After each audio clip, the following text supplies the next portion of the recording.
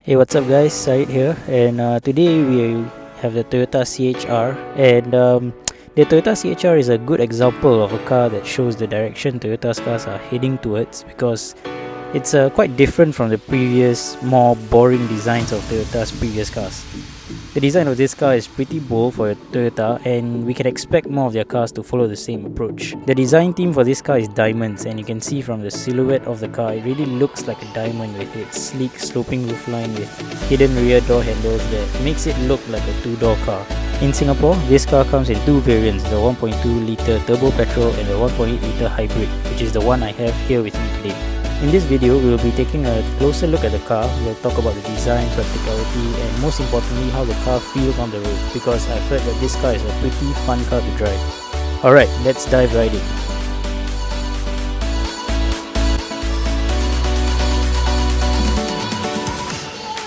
So material quality in this car is, as you'd expect from a car in this class, nothing too fancy. It's all your standard plastic here and there. And just the overall design of the car, it's very simplistic, nothing too overwhelming and very easy for you to get used to. So the diamond design follows through the inside of the car. You can see there's diamond shaped designs here, and also on the roof lining here, as well as on the buttons on the steering wheel and on the center console here. It's just a diamond theme that carries through from outside the car to the inside of the car. So practicality wise, I would say the practicality of this car is about average. You have some storage space here for you to keep maybe your wallet or your phone, but I think it will drop out when you brake really hard because there's nothing stopping it from flying out. And then over in the middle here, you have two cup holders, as you can see, and you have this storage compartment here, which isn't too deep as compared to other cars. I think the storage of this car is quite average, not too much of storage space in this car. And also in the side door bins here, you can just about fit a 1.5 litre bottle there, but because the shape of this opening isn't that big, so you have to force your bottle in. So moving on to the back, you can see that the rear windows are pretty small, and because the door pillars are quite high up, you can feel a bit claustrophobic inside here. So for rear passengers, you get quite a lot of privacy, I would say, because the windows are so small, and with just a bit of tint, you are practically invisible to the outside. So space wise, sitting in an upright position and this seat being in my original driver's position, I have about maybe 10 centimeters of knee room and about the same 10 centimeters of headroom as well. So, and I'm about 1.75 meters tall. So for someone like me, you are pretty much good to go. But however, my cameraman is about close to 1.8 meters tall, and as you can see, he doesn't have that much space. There's just a bit of headroom and just a bit of knee room as well. So to sum it up, this car is you can fit 2 adults back here, but for 3 adults it will be a squeeze. Boot space wise, it's not too big. It's about medium size considering the size of this car. It is a compact SUV after all, so the space is not that big, to be honest. Here's a medium size duffel bag for illustration.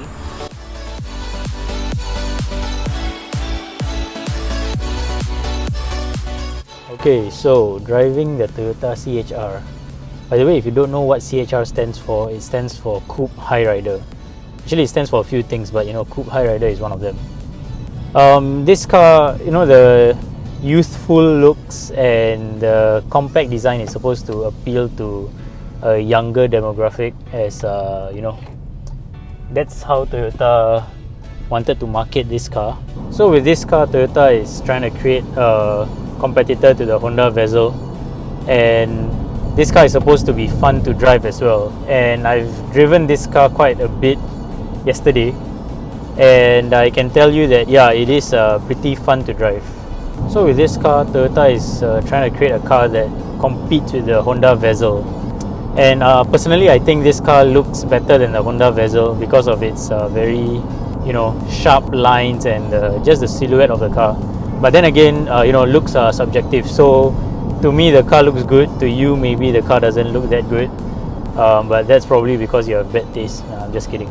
So anyway, this car is pretty fun to drive, I have to say. The steering is light, but the car is very responsive to your steering inputs. So just adjust the steering wheel a little bit and the car will respond. The feedback is very good.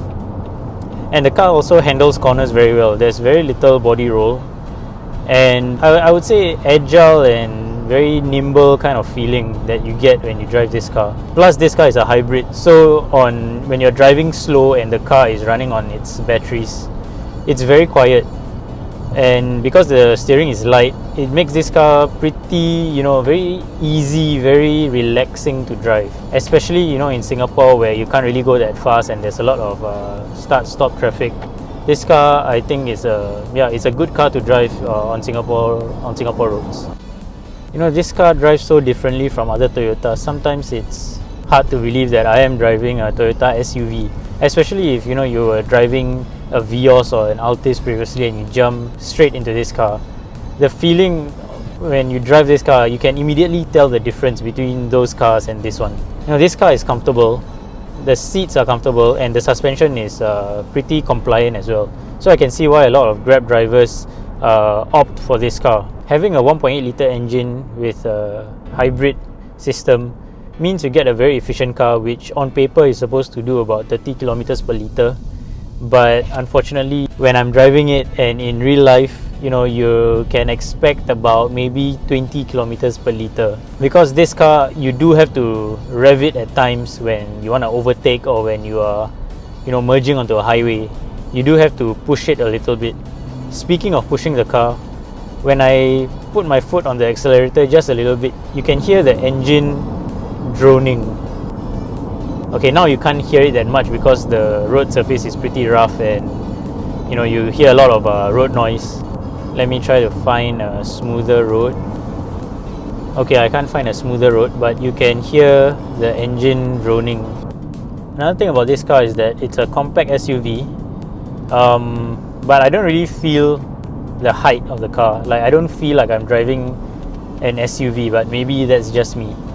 The brakes on this car are also pretty sensitive. So let me try to demonstrate. Actually, I don't know why I just did that, because I'm pretty sure you can't tell that the brakes are sensitive. And this car also feels quite cozy, I would say. So the door pillars are really high up, and because the interior is all black, and it just feels like the car is, it just feels like a very cozy car. That's not the same kind of feeling you get when you drive like an MPV or bigger SUVs where the windows are very big and like you feel like the entire world can see what's going on in your car. With this car, no, you feel... Okay, so that was the lane departure system warning me that I was, about to swerve into another lane. But yeah, so yeah, this car, is very cozy. So that can be a good or bad thing depending on how you like your cars. For me personally, I like cars that have a bit more privacy, I would say, where the door pillars are high up and people won't be able to really see what's going on in your car. Not that I'm doing anything illegal or whatever, but that's just my preference. Speaking of cozy, if you're buying this car and you have kids, I don't really know whether kids will like the fact that the rear windows are very small. Kids, I think what they like, when you're driving, they would probably like to stare out the windows and just watch the world go past. But with this car, it's not that easy because the windows are really small and the door pillars are really high up. Another thing with visibility, out the front, visibility is pretty good, no complaints there. But if you look behind, rear pillars, they are pretty big, so they can be... Yeah, that's pretty big. So it can be a problem for some people, like when you're pulling out of a parking space and you have to look behind. And the rear window is also, it's not small, but for some people I think it may be a problem because of the shape. It's long, but it's not tall. It's like long, the width is long, but it's not, the height wise it's not very tall.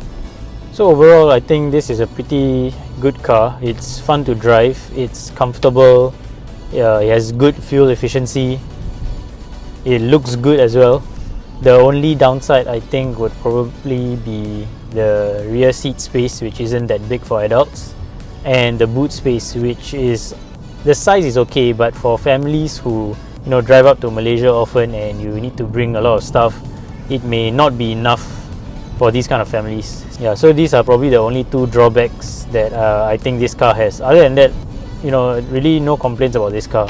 So yeah, that's about it for this review. I hope you enjoyed the video. Do like, share and subscribe, and I'll see you guys in the next video.